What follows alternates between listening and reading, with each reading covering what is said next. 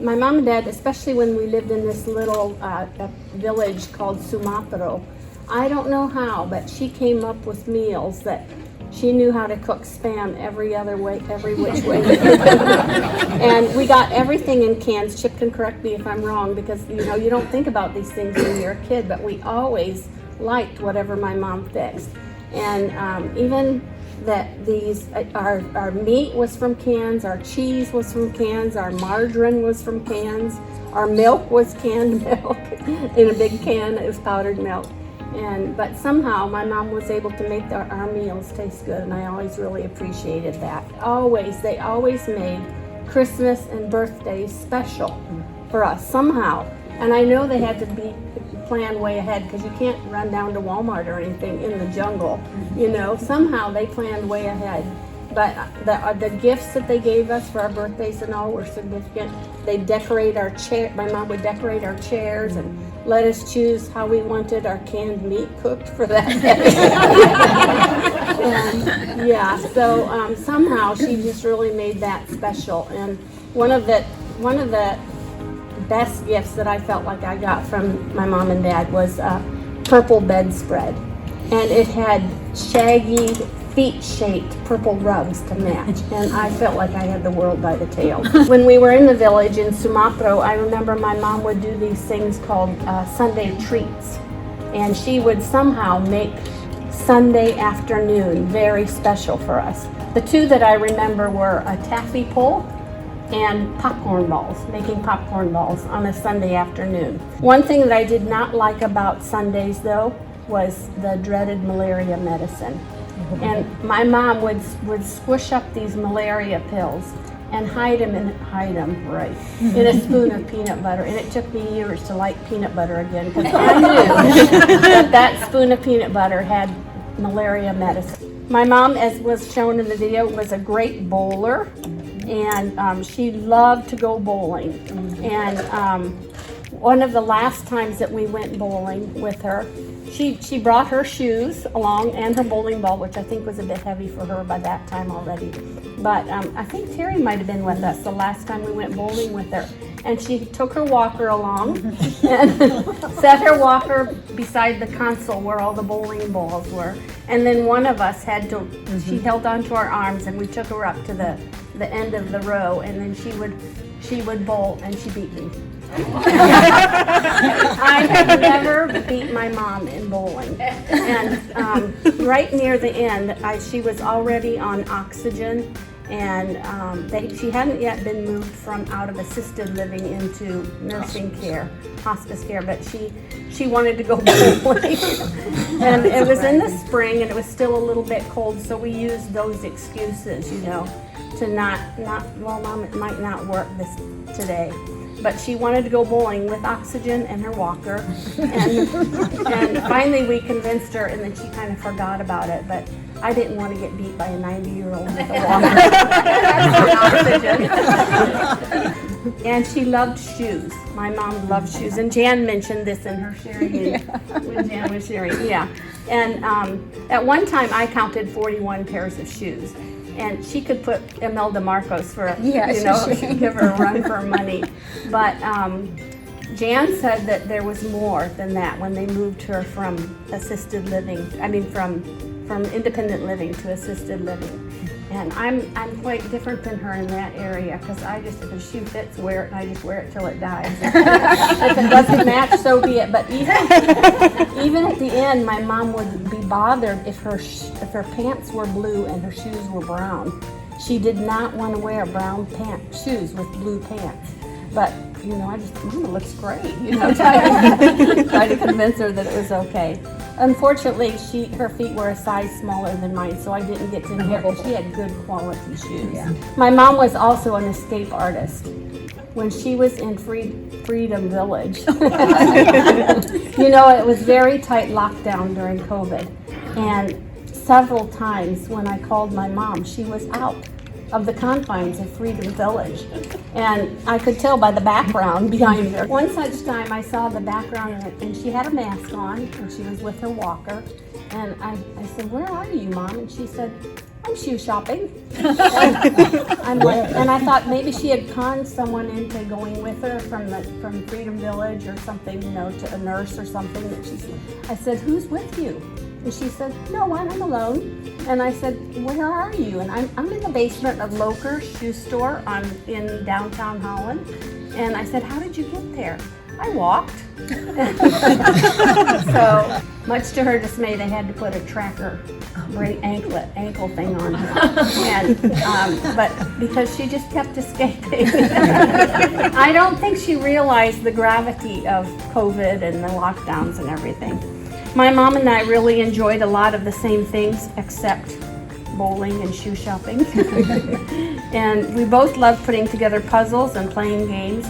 Our favorite game was Quirkle, and I don't know how she did this either, but even with her mind and the way it was going by the time she reached 90, she made David and I be on our toes because she would get these 24-point plays that she'd do, and we're like, how did she do that? We also loved to laugh together. And the times that it was the hardest is the situations where we weren't really supposed to be laughing.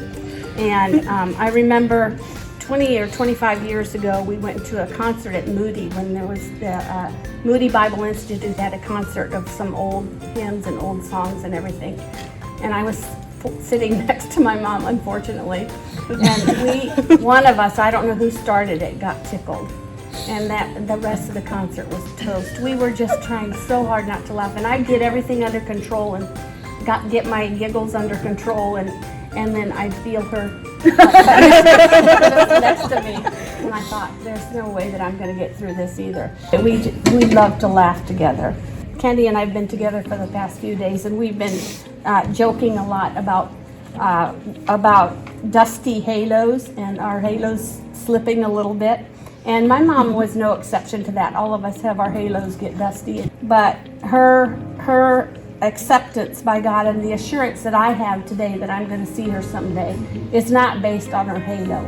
It's based on the beautiful and unchanging Word of God that says those that have put their faith and trust in Jesus and His death on the cross for them have eternal life with Him forever in heaven.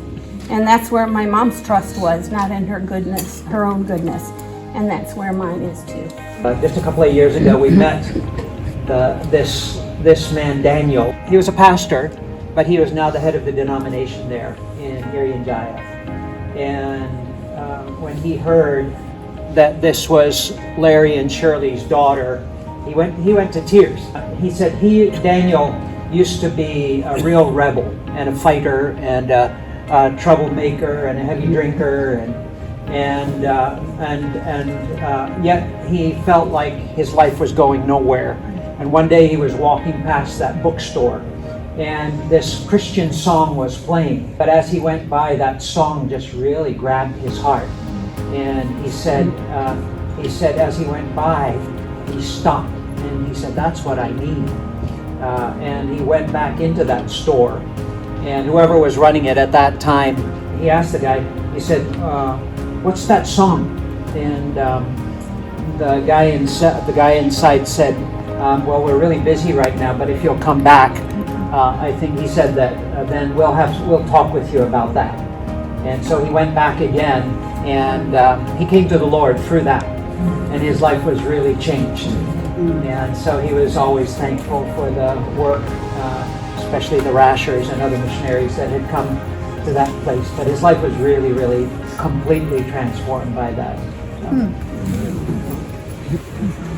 I know we tried to get my wife to tell this story anyway. But when Judy was in high school, Shirley had just graduated from Beaumont High School. So Shirley had time on her hands and she was dating Lawrence. So she called Judy up and say, how about skipping school today? And they did. So that was the other side I'd like to tell. I was hoping she would do it. But you were 15. When she called me and said, why don't you skip school tomorrow? I don't have anything to do, we can go shopping.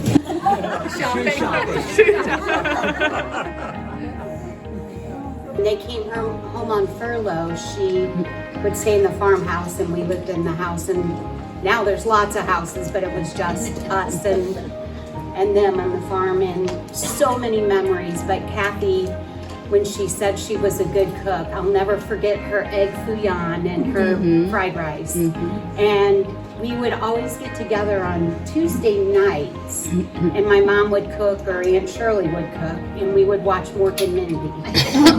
Nanu. But she was always just so fun and just always glad to see you, and just had those opening arms, and I'll never forget her unconditional love. Yes. Because it truly is a celebration. Yes. Of a wonderful woman. That's right. Yeah. We always, as a family, look forward to those furloughs. Back in the late 60s, early 70s, when the only news you got was that blue letter, that came to airmen about once every 2 or 3 months, and you just, read that, handwritten, and that's about all the news and pictures we could get. But when furloughs came in, it was just really neat to celebrate with Aunt Shirley, with Uncle Lawrence, and of course, how many of you remember the trailer they used to have, huh? The artifacts, remember that? We would come along with them. That was really cool. It was parked up there at the farmhouse here in Pacific. Really neat to spend time with you guys. And I know one thing, when Keith came to our door back in 1996, Becky and I and our 3 kids, we had no idea the Lord was calling us to go to Indochina. We used to call it Chip. I didn't know where that was, the other side of the world, Indonesia. Philippines. Never dreamed that we would actually go there and work and minister. And I know that Aunt Shirley, from the moment that team was forming, that we joined with Keith and Terry and Dave and Kathy, that there was prayer. Candy, there was prayer. There was abundant prayer, and I knew we could count on Aunt Shirley for that. Every time we saw, I'm praying for you. And I remember that prayer is not just a trite thing for a missionary. It is important. It's the foundation of our work, and I always appreciated that. And Becky and I, while we were living in the Philippines, spent our furloughs here just 3 months, and we often spent time with Aunt Shirley in Chicago, Wheaton, and also in Michigan. What a joy that was to go out to eat, bowling, and church, and just enjoying life. What a precious lady and prayer warrior. Uncle Larry, we call them Uncle. They're not really my relatives, but we're family. So I lived with them, and I lived with Aunt Shirley and Uncle Larry for a year in Pacific at the farm. That's how I know Shirley and Daryl. I went to Daryl's graduation. And I know the rest of the Rascher clan. My brothers would love to be here, and the rest of my family also. But I was talking to Brent, and he said, yes, she was a true servant. And she was a godly woman. And that would be what I would say, is she was such a servant. She was always serving you, It didn't matter how late at night it was, she was going to get you some tea and cookies, whatever you needed. I remember once that she made like the best French toast I have ever tasted. And it was in Manila when they were visiting their kids at school. So she was well loved. Aunt Shirley was an amazing woman, and her halo did tilt at times. But I think it's remarkable to be someone who I never experienced bitterness, and I never experienced the victim spirit. In all the conversations and in all the times that I spent with Aunt Shirley, we would talk about the accident, we would talk about different things, and she would always go back to the goodness of God. So well done on the song. Yes. Oh, and Daryl, when we were in Merauke and we were talking to these Papuan pastors, they said once a year the churches there remember the Rascher story because of how the Raschers continued to walk with God afterwards. And almost everyone in Papua experiences trauma. And that was a way that God used to demonstrate He is still good, even in the midst of your trauma. They went through a lot of different difficulties in their life. But I remember her telling me, she said, you know what, there's, after they lost their children and the boat accident and all that, she said, you know what, some people always ask, why, God, why these things happen? She said, I never asked why.